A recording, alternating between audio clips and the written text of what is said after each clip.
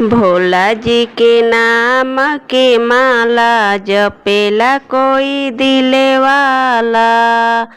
भोला जी के नाम के माला जपेला कोई दिले वाला।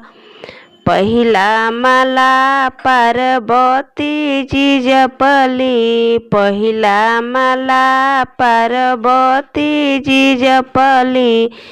मिल गईले डमरू वाला जपेला कोई दिले वाला। भोला जी के नाम के माला जपेला कोई दिले वाला।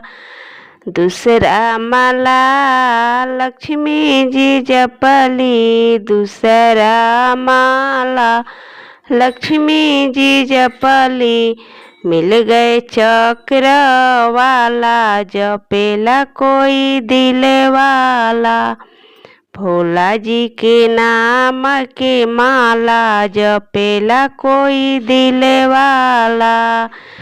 तीसरा माला राधा जी जपली, तीसरा माला राधा जी जपली।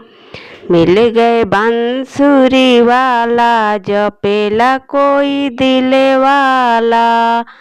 भोला जी के नाम के माला जपेला कोई दिले वाला।